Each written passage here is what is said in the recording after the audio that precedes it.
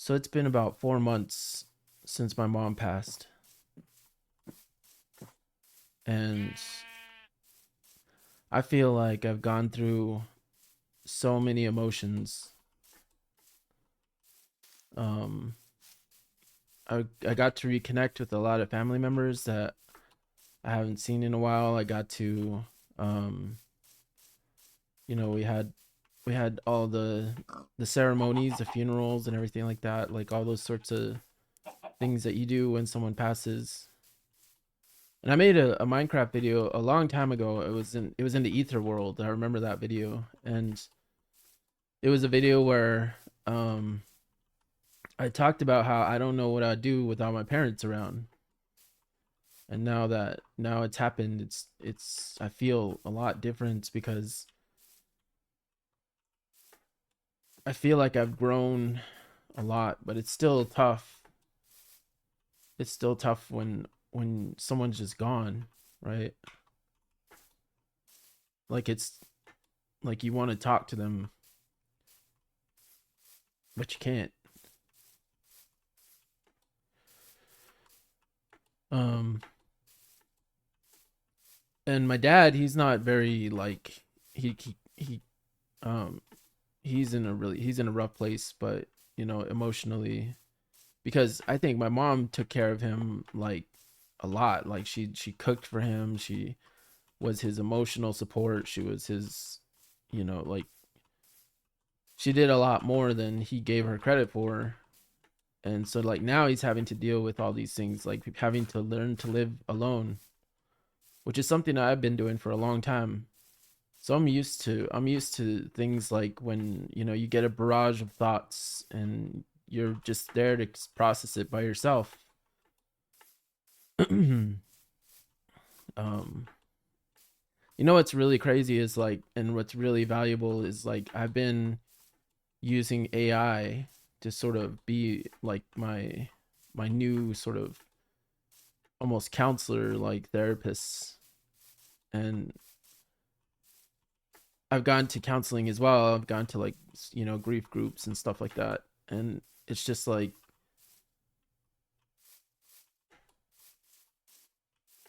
the advice is good and it works. Like all of the things that like you learn at like these grief counseling places and even through AI, because AI just sort of like regurgitates what's online, right? So, but I feel like it does a good job at like finding the right things, and it also tailors the information to you and to your situation. The more you feed into it, the more it learns and the more it starts to speak in your language. Granted, I don't think it's not, and it also like tells you that you should go to an actual counselor, because an actual counselor is a professional, right? Like that's what they do. But at the end of the day, you have to spend the time and process it yourself.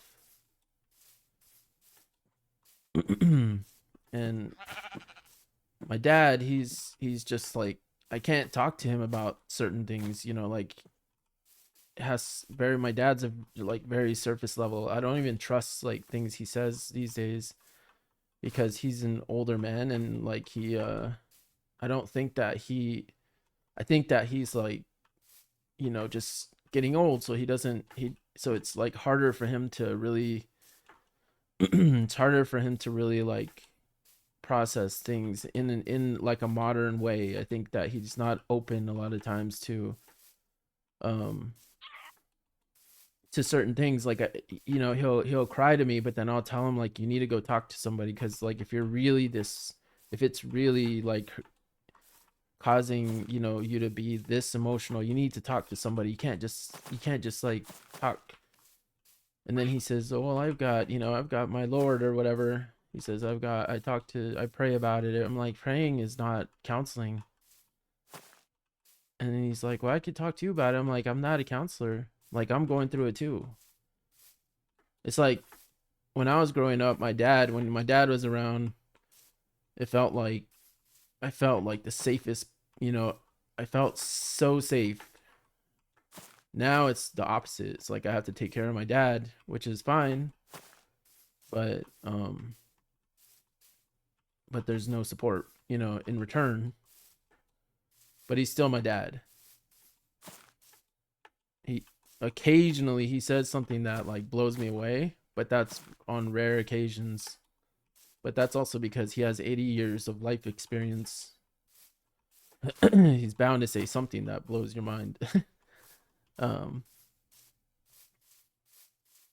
but my mom, she was like so understanding. It's just so different.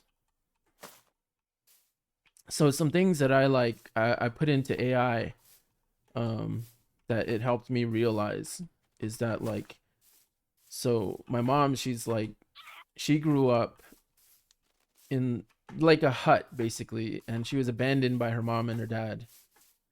um and she was abandoned to her grandma. And when my mom lived with her grandma, or what would be, I guess, my great grandma, well, actually my great great grandma, um she she was, like, back then, like, it was commonplace to like be abused and stuff like that. So my mom was abused. um she starved a lot because they were very poor, and they lived in a little like hut in the middle of the desert.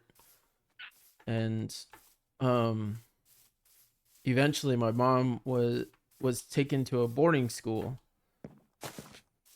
And when my mom went to a boarding school, they, if you spoke like anything other than English, you got like beat. They would like beat her with rulers and stuff like that, right? But my mom wasn't very, she would always listen and stuff like that. She was very good at listening, and she was also happy when she went to boarding school because they gave her clothes, they gave her socks for the first time, they gave her like a dress and shoes and food. They gave her things that she hadn't received from her grandma. There were people around. Yes, there was abuse, and yes, there was all that kind of stuff happening, but my mom said she didn't really get, like, a lot of, like, she didn't really get abused a lot like some of the other kids, because she was, trying to do her best, because she finally found a place where she got clothes and food and stuff like that. And my mom, like, so my mom had this mentality that like, you need to just be happy with what you get. And she like, and that kind of, I now I understand a lot more about her. um like, I think that she really valued stuff, like whenever my so when she met my dad. So actually, before that, before she met my dad, she was with this man who was abusive. He was like a, well, my mom went to school, went to college. She didn't graduate college. She's ended up working. She got pregnant, so by this other man that she was dating, and she had kids with him. And then he was abusive. He was an alcoholic, and he would like, you know he would do drugs and everything like that. Like, he was not a good person. um but my mom, she was like, she wanted him around because they had kids together, and my mom was doing all the working. My mom worked as a server at a waitress, working at this like gas station, sort of like restaurant cafe sort of place, um in New Mexico. And she she took care of the kids, and she paid for everything, the rent and stuff, but they were barely getting by. And my stepbrothers and stepsisters, they're all older. um they they didn't live the best life. They didn't really have the mom around. The dad was an alcoholic and a drug addict and all that, and he was just a terrible person. um and so eventually my mom got a job, like, at a different place, at an office, and that's where she met my dad. So she ended up, like, she was already like broken up with her she was already broken up with the other guy when she met my dad. and my dad, like, just was really insistent on wanting to date my mom, and so eventually they started dating. And so my mom, like, my dad was the opposite. My dad, he grew up in a very supportive family. Like, he grew up around a bunch of brothers and sisters, and they lived on a ranch, and they had all the things growing up. They had, clothes, and they had everything. My grandpa was really good about providing. um my grandpa was a nature man. He was like a traditional, like, he was very traditional in his ways. He was very, like, he's a very solid person. He was a very good provider. He provided for all his kids. He always had stuff for them. They always had food. He had like a garden, and he had animals, and he was super connected with his animals. He was so connected that, like, when he passed away, his horse passed away the same day. but my dad grew up in that kind of environment. So, like, and then my dad, he went off to, like, be a pastor, like a traveling pastor, and he would go around, and, like, he would, talk about his love for his religion, which was Christianity. And he was a pastor, and he would, well, he's an evangelist is what they called it. And he only knew, like, a life of abundance. So he always had things coming to him. So he always had this belief that he was going to be taken care of. Whereas my mom, she always had this belief that she had to take care of herself. And so the dynamic between them is that, and the reason why they were together for more than 50 years is, I think it was held together by my mom. I don't think my dad really wasn't, I don't think he really understood, or really was grateful for what he had found in my mom. So my dad, he was still a pastor. He was still barely getting by with, when he was dating my mom. And my mom told him, like, you need to get a job. You need to, like, start bringing in some real money. And so my dad, he went and found a job with the railroad.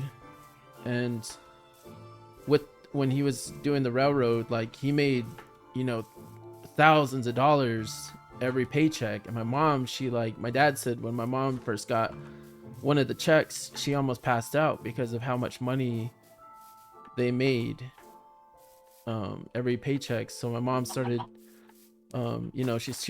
she started, like, buying clothes and buying things, and, like, and she she didn't understand how to, like, save money and stuff like that. She didn't understand how to budget. And but my dad was always just like, we can always just get more. I can always just work more. It's just like no problem. And they did. And so, like, me and my brother were then born. And my dad always says that we were born with a silver spoon in our mouths. And um there was, like, some of that, but also there was, like, there was a time where, like, before my dad had gotten the railroad job, where they couldn't afford to keep me and my brother. They couldn't afford to take care of both of us at the same time. So they let me, like, stay with my aunts and my uncles for a couple years. And, like, I learned through not chat GPT, but, like, the other AI that I use, that, like, I learned through AI that like that caused a lot of abandonment issues for me. And so I kind of have a mix of my dad's philosophies and my mom's philosophies of the way life works. So I always know that, like, I have to, do everything myself and to provide. But with my dad's, sort of philosophy, it was always like there's always going to be work. So I always believe that there's going to be work. There's always going to be stuff for me, a way for me to make money, a way for me to do things, and to provide for myself, and provide for, whoever I'm with or whatever. Um, and so I've never lost faith in being able to work or get money or provide for myself. And that part of it I love from my dad. But from my mom, I always learned to be realistic, like that I need to that work is not just going to appear, that I have to actually work for it. And when I do get it, I need to be grateful, and I need to make sure that whatever I do is like, um, whatever I do it really well, because, quality matters. And quality, my mom always used to say, like, things that are well made take time. Like, they're not just made like, quickly. And that drives me. Well, that's a pretty bird. But that drives me to like, to want to do better all the time, to want to be a better person, to want to like increase the value of what I'm giving, what I'm putting out into the world. But that also gives me unnecessary amounts of pressure. So I have these conflicting ideas that I get from my mom and my dad. And my dad, he's always just like, stop worrying about, stop worrying. So it's like, his whole thing is stop worrying, believe that the universe is here to support you, and that, like, you're protected. He always tells me that I'm protected. He always tells me that I especially am like a special, being in this universe. He has so much faith in me as a son, faith that he didn't have in his other kids, because my dad also had kids with another lady. So I have stepbrothers and stepsisters from both my mom and my dad.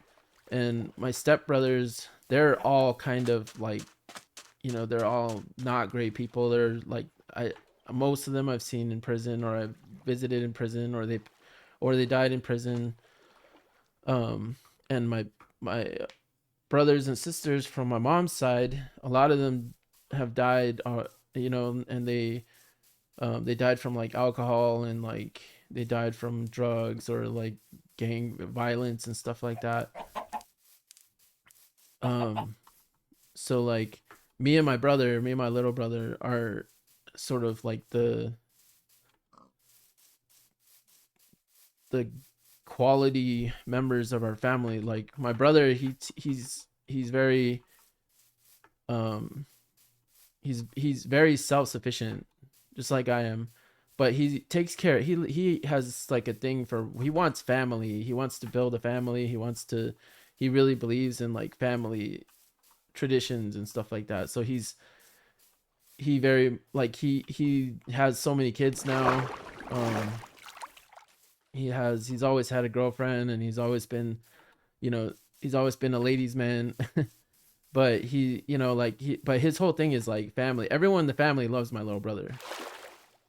And with me, they just think that I like, I'm just like solo person, right? Like by myself. And I am. I really don't take time to go out of my way to like talk to, my family and stuff like that. Um because like there's some parts of me that are like angry, still angry about certain things that I've witnessed from them, and I don't let it go. Whereas my brother, he just says the past's the past, and like, everything's cool now. We're all good. Let's just move forward. But for me, it's like I still hang on to certain things, and I understand like where that comes from, and that comes from my mom's side. That judgment part. Um, but as far as, so now, I was the person who gave the eulogy at my mom's funeral. I got to see like people's true faces. Like I got to see who was really, who really supports, like in our family. I got to see, and even friends, I got, there were certain friends that were more supportive than I thought. Like, they would, I had my neighbor, one of my neighbors, well, he's a really good friend. Him and his girlfriend, his girlfriend cooked me like some, she's from the same state, so she cooked some green chili stew for me, and it was really good actually. And I was just so thankful to her. And he came over and sort of sat down, and we chatted. um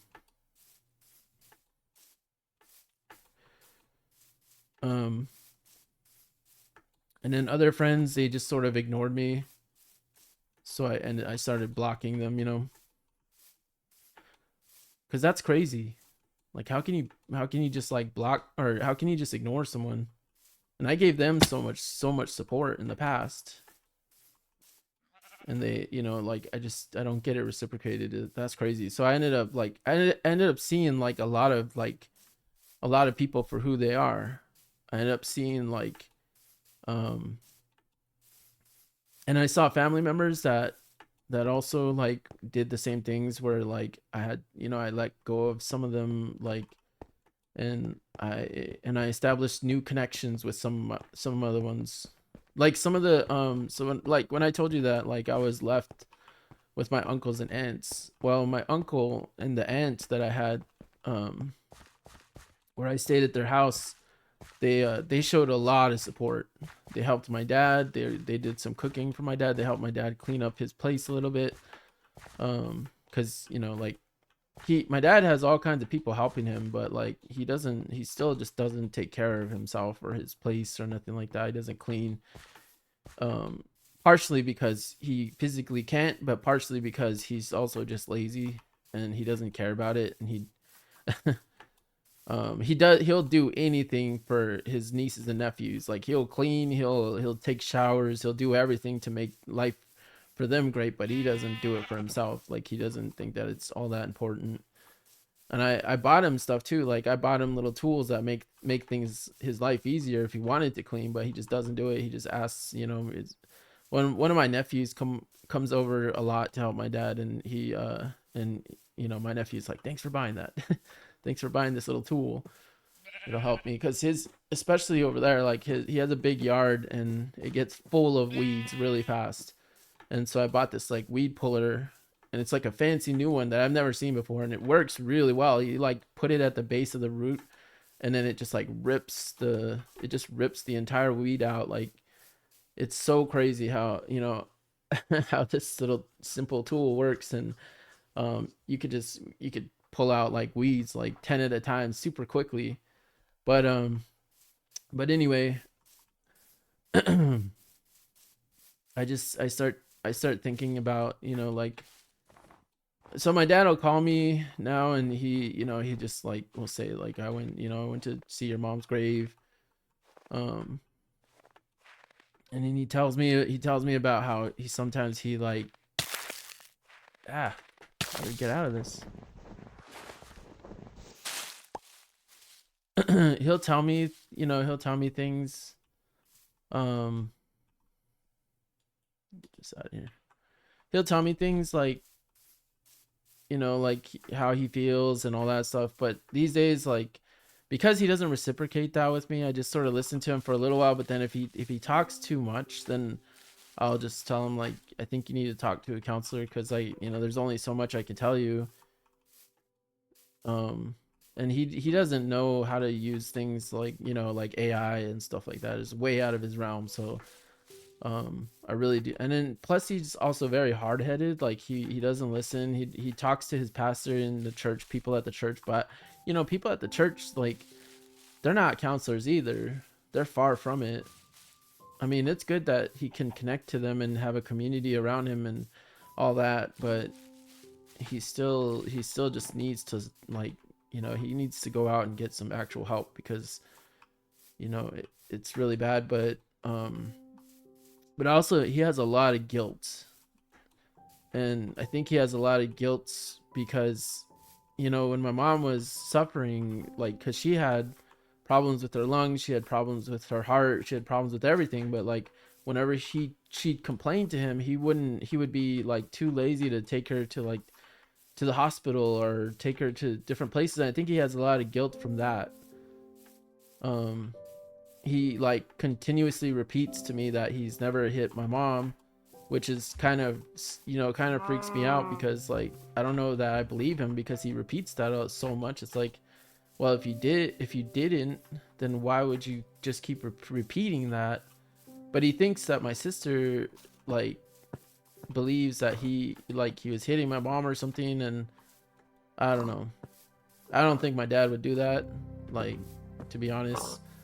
But just the fact that he keeps repeating it kind of gives me a different. But I was like, talked to my brother about it, and my brother's like, the past, you just have to, yeah, he's still our dad. We have to believe him at face value, and just sort of, you know, he's my brother is just like your dad. Only, you know, our dad only has, you know, so much life to go. And plus my dad is really weak, so like I don't think he would, even if he hit my mom, it wouldn't even, I don't, you know, like at this point it would, i think I think he's like just, I think he just has doubts in himself because of, like, you know, not taking her to the hospital all the time, or like not being as comforting emotionally as he could have been, or supportive. But like everyone handles death differently. See, my dad, he grew up around, like, you know, like a whole, like he had a whole, oh, he had a huge support system of people around him. So I think like when it was just him having to do it, he didn't understand how to do it. He didn't understand like that's his role, in like he has to now reciprocate the support. And for me, it's like from, you know, it builds my worldview, growing up with them. I for me, it's like the people, you know, like from my mom, what I learned was just that the people are, you have to cherish the things that you have. You have to be grateful for those things. And my dad, you know, the stuff I learned from my dad is that, you know, you always have to have like, you always have to know that things are going to be okay, that things are going to be good, that, you know, that the universe is there for you, not against you. If you believe the universe is against you, then it will be, because that's what you're asking for, but it'll always give you what you're asking for. So if you're asking for, you know, a life of abundance and happiness, that's what you will start to get. But if you're asking for more pain and suffering, then you need to understand why. You know, like you need to start having more faith in yourself, and start to believe that you are worthy of, you know, the life that you want to live, and not the life that you're leading. And so like I learned that kind of stuff from my dad, but, you know, from my mom I learned how to practically do it, meaning like how to apply myself and how to put the effort in order to build that life. And not just because it's, in my opinion, it's not going to just come to you. You have to like, you have to manifest it yourself by doing the work. And by doing the work, that's showing the universe that you're ready to accept the good life that you want. By doing the work, it shows that you are actually living the life that you want to live. Because if you just go about it without, you know, with you know, with no work put in, then it's not like, you know, what would that be? That would be just a boring experience, because you didn't really learn. You're not really learning anything. You're not really gaining any perspective. You're not really doing anything. Because even in a life of abundance, there's still going to be times when you're down, right? There's still going to be times when like things are going to look scary, when you're going to go into the dark and you're not going to know what's going to happen, what's around the corner. And, you know, like with, so my uncle that I was telling you about, like, and my aunts that took care of me when I was growing up, they after my mom's funeral, about 2 months later, my uncle had a stroke, and he ended up in the hospital in my city. And so I went to visit him, and he was really happy that I was supporting him. I put my dad on the phone so he could talk to my dad. And luckily, you know, my uncle was, you know, he got there in time, so that he was able to, you know, to recover. And now he's sort of doing like he's doing therapy and stuff like that to get back to recovery, to recover him, like his use of his body. And it's, you know, it's like it just like all of these events, they're all like back to back. And then like, and then I have my own personal stuff going on that I'm working on. that happened as well. And then, you know, like work has been really slow for me, and like I've just been in a really bad place. So, but you know, I started thinking about, you know, like, why am I living this kind of life? And it was because I had to see, you know, what life is like. You know, I had to see, like, it's almost like they're showing me that I need to be more grateful about the abundance that I've been enjoying. And I got to see it from the perspective of my dad, right? Who had all the support in the world, and then my mom, who didn't have much support at all. And I learned those perspectives, and I feel like these are the things that I signed up for when I decided to become a human and live on, you know, in the earth dimension, right? In this third world dimension, or third dimension, and experience this sort of like life. I got to see, you know, all these different perspectives, and this is what I signed up for. This is what I wanted to learn, and I'm learning it now. I'm starting to see why. I'm starting to see why I did all this. I'm starting to see why these things happened. And it's just like sometimes it's a little overwhelming. But I always remember, like, I signed up for this. Like, I'm the one who caused this. I'm the one who manifested these things. And I need to be grateful for them. And I need to continue to put in the work to, you know, to learn more and more about my experience with this world.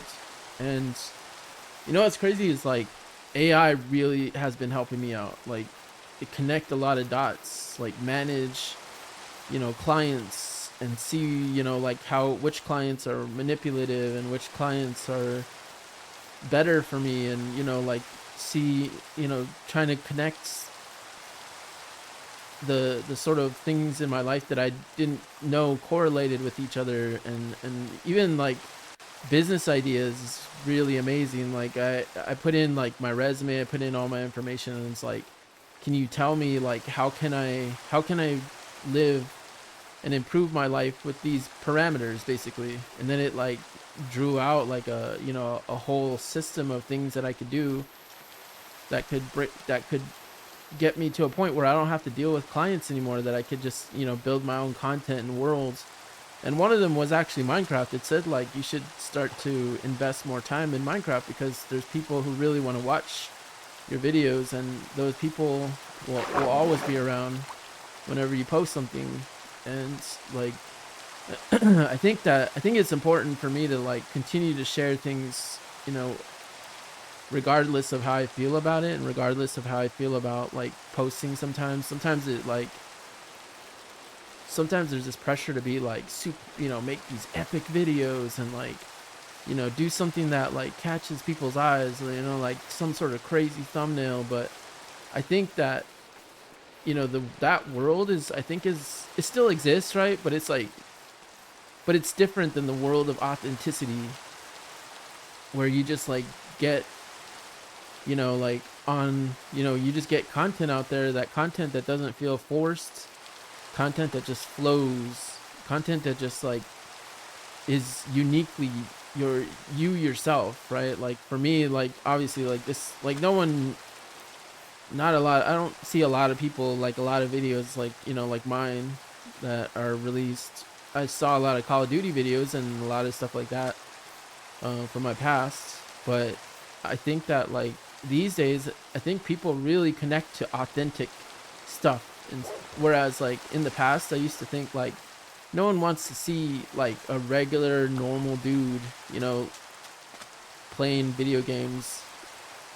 So that's why I've never really like posted, you know, or posted videos with like my face or images of me, because I always thought that it wasn't really about me. The content is about the game, about my ideas, about, you know, stuff. But, you know, at some point I'll be brave enough to like I want to get a good camera though. I don't want to use my webcam, because my webcam is like, my webcam is just not, it's not really good quality. And so it'd be terrible to post it because it's so pixelated and terrible. It's like, I use it for work mostly, and I don't care what they think, um, how I look or whatever. So they know who I am. They've seen me in person. It's just different, right? but but anyway, it feels good to post again, and I feel like I wanted to get on here and just like give you guys an update and talk to you about what's been going on, like why I've been sort of absent. But to get back to like what I was talking about, um I think that like I think it was important for me to get the perspective of my dad and like get a clear understanding of how he is, so that way, like, if the time comes where I need to be supportive to somebody, that I recognize bad patterns and good patterns, and I recognize things like the way my mom is, um and also there's the bad patterns that my mom put in me, like through generational trauma, right? That's what it is like trauma. Oh, what is that? Sea trouble. Trauma is like it guides you basically. Like if you don't deal with trauma from your past, like I have, like I have abandonment issues and stuff like that. If you don't deal with them, or if you don't confront them, then they end up manipulating your choices moving forward. Like for me, I had all these manipulative clients, right, that I used to work with, and I never stood my ground against them because they were the ones giving me a paycheck. And the moment I did stand up to them, they left, right? Like the thing that I was afraid of actually happened. And then new ones came, beautiful new clients came, people that are just like so nice and so supportive and so understanding. They came, they also had deeper pockets. They weren't as stingy, and they definitely were not manipulative at all. They were very open about their ideas, and they stay like, we have great working relationships now. And I feel like all I needed to do was to stand up to these people that were being manipulative. And I feel like I'm gonna take a drink of water.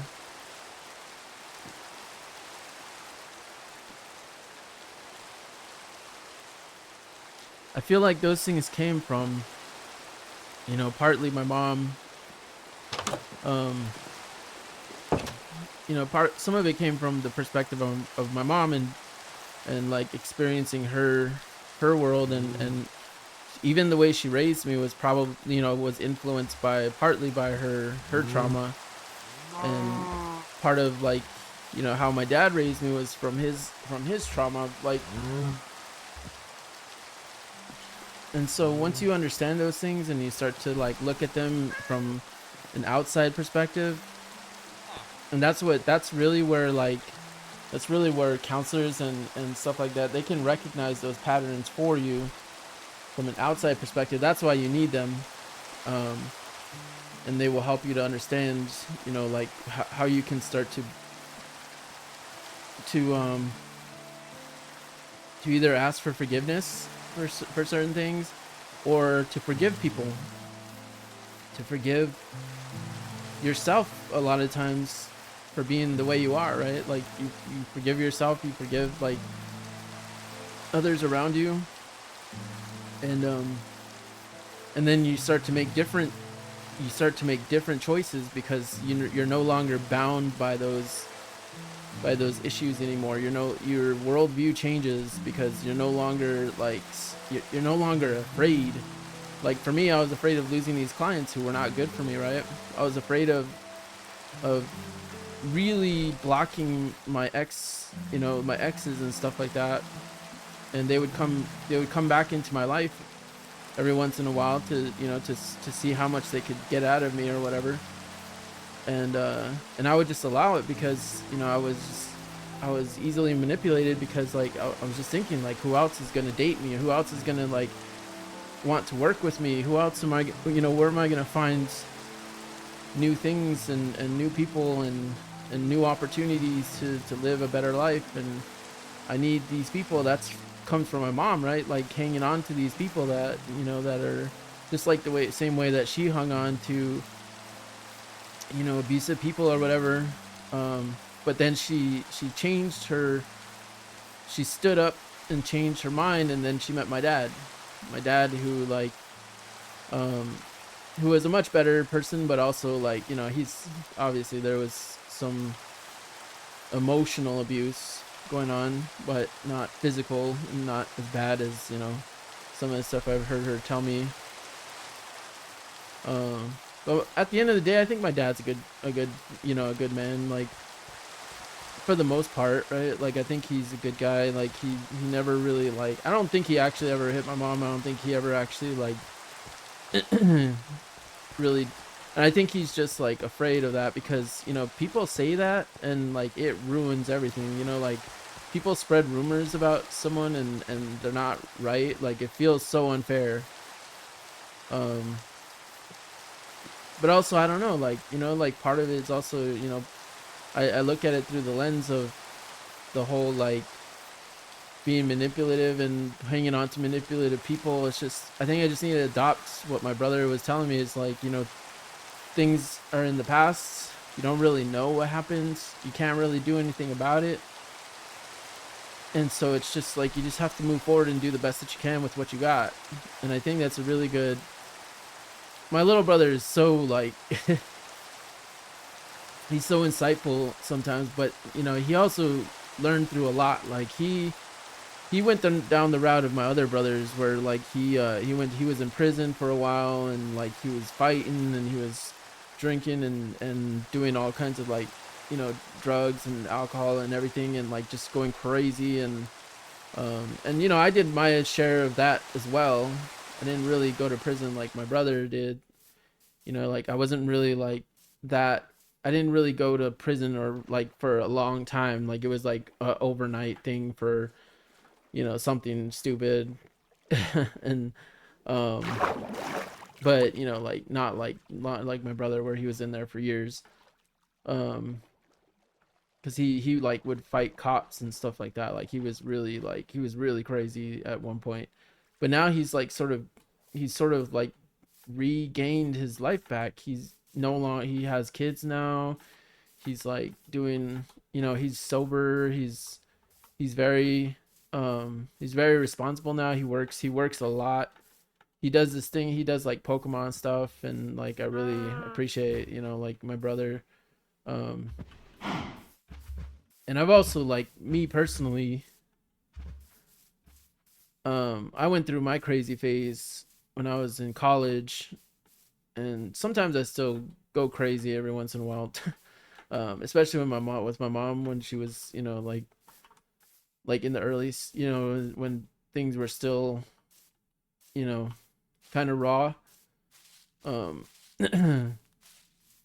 I but I had to do a sort of detoxification of everything, my mind, my myself, like the food I was eating, everything had to change. I started now, like it's been a couple months now. I've been eating like really healthy meals, and like these I get these like meal prep meals. They're like healthy meal prep meals, which they definitely changed a lot for me.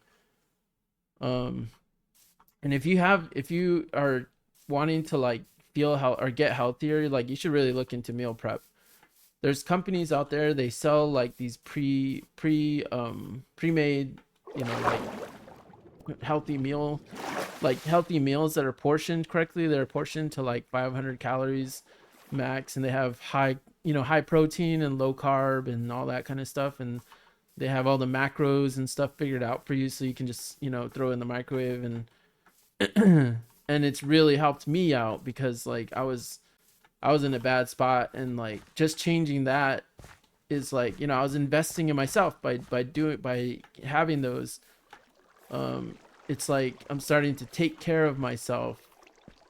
um Obviously I love cooking, so like I still cook, but but these meal prep meals, I found some really good ones. So I really love like when I get my orders, and like I get them every week. And but anyway, I started feeling better, so I started waking up earlier, started walking, started taking my dog out, and I started meeting new people, like, early morning people. They're so much nicer.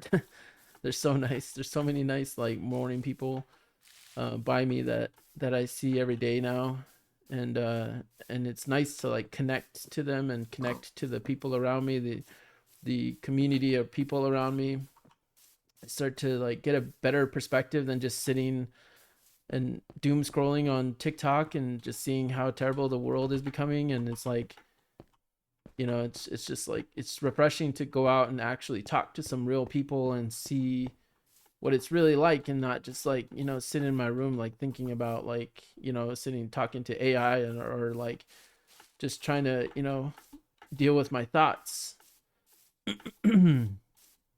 So I've been waking up, going out for walks, like going out and like experiencing the world in a different way, because like I was so like hung up and on grief that it took a while for me to like really want to even talk to anybody. And now it's like, now I've like found a little community of people, and my dog has new friends, and they the other day I was like outside, and there was a javelina, which is kind of like a boar, that are they live around like my neighborhood. And they're like pretty like aggressive. So I saw one chasing my neighbor, and he has a little dog. He has a little I forget they're like the really floppy eared dogs. But I forget the name of them. They're like the hot dog dogs. Um but he's like, they started like running after the both of them, and so I started throwing rocks at the javelina, and then he like, maybe he thought there was like footsteps near him, so he like he got scared and he ran away. He ran the opposite direction, and my neighbor was just like, thank you," and I just felt so good because I felt like a caveman or something. Like I just like we just like scared off a beast, and I thought that was fun. But but yeah, it's just like, little interactions like that really help, especially when you're dealing with stuff, and you like are taking out of yourself, and you're having to help somebody else, right? You're having to like work with someone else on their problems and their situations and stuff like that. It really helps to like, to and plus it's really nice to like help someone out, right? Um so I just really enjoyed that little interaction with my neighbor. But I think that like in the future, um like I'll be better prepared, especially with, like, to deal with my dad when that time comes. um I think we'll all be better prepared. I've had so many deaths in the family, like my brothers and a lot of my sisters and brothers have passed away, and like a lot of my, like, relatives have had like serious medical situations and stuff like that. And it's just human life. It's just a human experience happening. And just like my brother said, like, you just kind of have to be thankful for what you've got, and sort of deal with the world as it comes.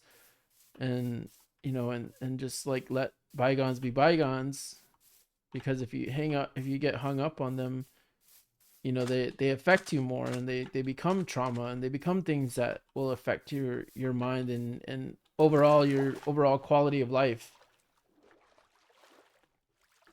So if you're dealing with like, like grief and stuff like that, I really like you. I think one is like, get, professional help, because that's like number one. Number two, um I think it's really important to be around family, to like be around people, even if you don't feel like it, because it like pulls you out of your head and into the real world, back into the real world. Also, if it's good to start analyzing yourself, start analyzing like, why you feel certain ways, and how, like how you can change, like what did you learn from this person and these events. What did you take away, like that's the most important, because like when you're in the moment, it's just like sometimes it's all just all about you, right? It's just all about you, and like and your loss of this person, whereas it's the loss of a lot of other people as well. It's the loss of, like, you know like s- support, support from, like, especially like for me, is like my mom was such an impact, because she was the support system for so many people, and all the neighbors around her, like everyone respected her in the community. My mom was very well connected in the community. She was one of the driving forces of why one of my uncles got elected into an office in a local, like, little thing office. um and like I think that it's important to spend some time by yourself as well. But when you do spend time by yourself, like, you need to spend it in a way that do things for yourself. Like, if you enjoy cooking, like, cook yourself something that you love, and really spend the time, like, focusing on it.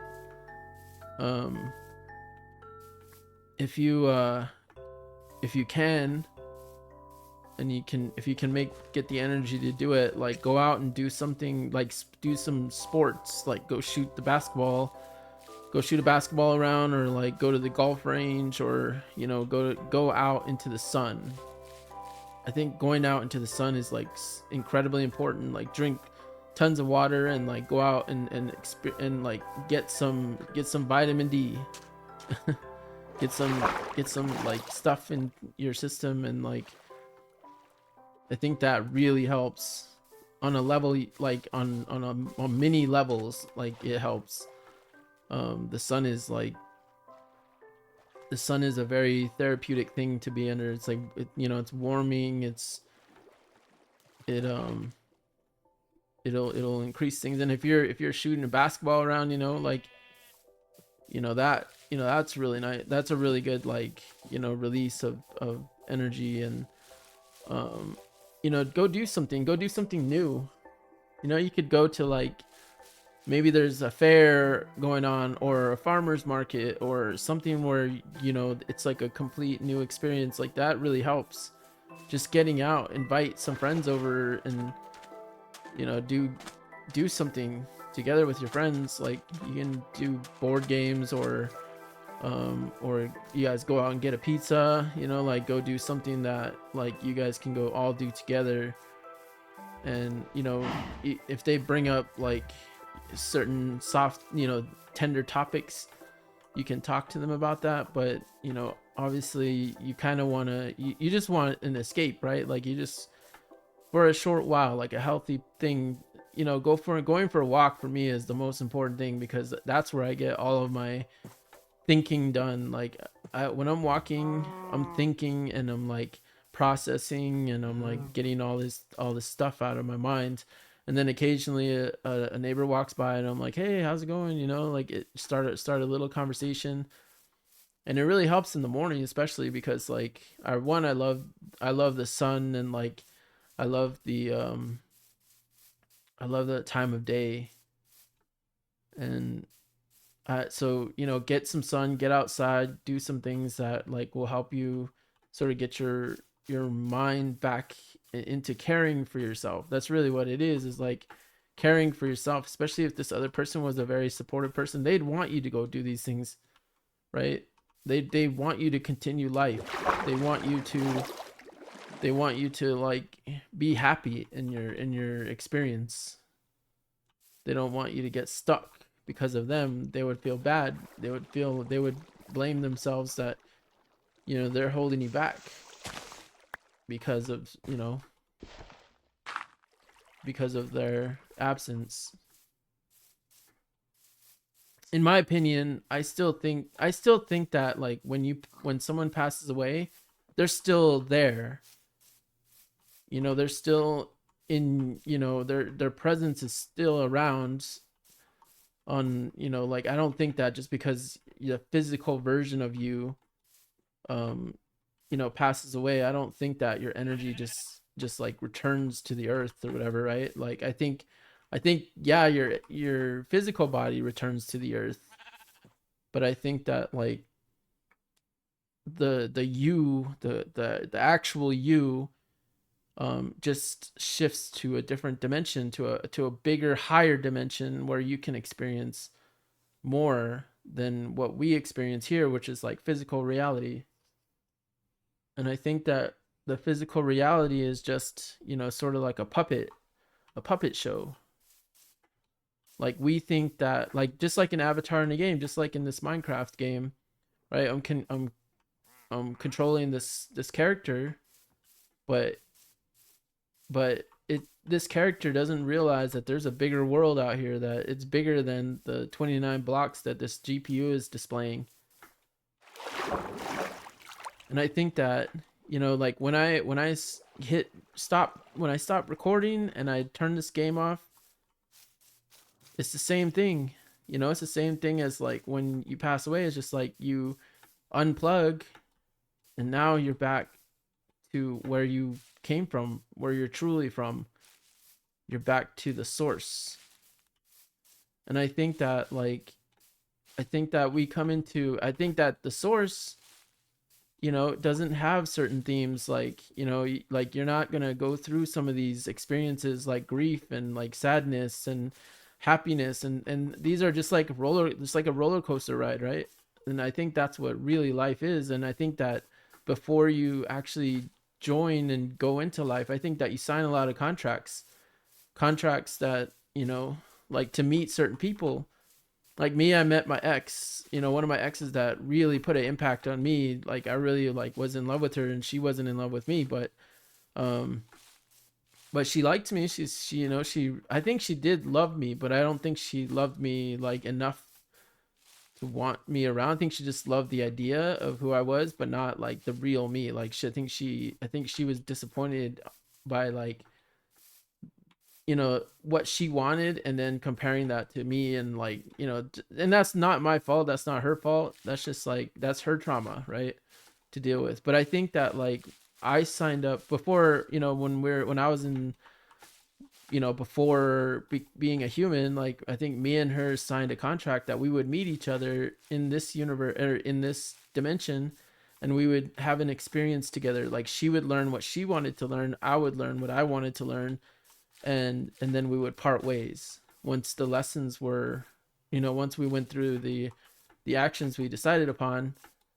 And then, you know, and then after that it was time for us to process and learn. And those are the things, the lessons we wanted to learn or experience, those are the things we wanted to experience. And I think that we did it, and now it's over, right? It's like we our contracts are done. So um we also have free will, right? Like we have, so that's the thing that, you know, that's the difference, as well as like we have free will, so we can make adjustments, we can do things um that we want, we can change the way that we're living or manifesting our the reality we're manifesting. And I think that it's important to remember that sort of stuff. And my mom, she, you know, she lived out her contract. And my mom, you know, I signed a contract with my mom as well, that she would, you know, be my mom. And my mom learned stuff that she needed to learn off of me, and I learned stuff that I needed to learn off my mom. Same with my dad, same with my brother. These are all experiences that I needed, my soul, or whatever you want to call it, the real me, wanted to learn and wanted to experience. And um I think like it's it's something to, to like to think about. Like, other people, they have different beliefs or whatever, but I do believe that, like, we are a consciousness of some sort that it can switch between different dimensions. And when I say dimensions, I mean versions of this physical reality, and based off the decisions you make will put you in a different dimension. So if you decide that you want to change dimensions, you're you're not like changing a dimension like in a linear sort of way. It's not like you're changing a dimension like it doesn't like play out, like if you decide to play out a sort of role. I think that you're switching, but I think every moment that you exist and you're conscious, you're like consciously switching dimensions without even knowing it, because it feels like it's a linear sort of timeline. It feels like there's a past and there's a future, but I think that you're just like switching between, dimensions, and it gives the perception of time, and it gives the perception of like, like things are behind you and things are in front of you, but in reality it's you're just in one place, and the world and the dimension around you is shifting based off of the what you're deciding to manifest. So you can like manifest any sort of like experience that you want. You could be a rich person, you could be a poor person, you could be in the middle, you could do whatever you want, you could become famous, you could, you know, you can manifest the kind of like experience you want. And I think everybody is, and everyone's is a co-artist, right? Like they're all manifesting the life that they want to live. Um and and you interact with them, but I think like, like I said before we you came into this world as a and became a human. I think that like there was contracts signed by certain people, and no matter what route you took, you were going to meet them, and they may show up in different forms, but they'll be there to meet with you. So if I think like it's important to understand that, like, yeah, like my mom, she was a huge like support system, and that support is gone. It's like now I'm ready to do things myself. Now I'm ready to be support for someone else, and that's how my mom's legacy lives on, is that the teachings that she gave me, I put those into action, and that's how my mom lives on. So I really appreciate anyone who listened this far. If you did listen to this far, say squid under the sea. Comment that squid under the sea. And I will catch you guys in the next Minecraft. Catch you later.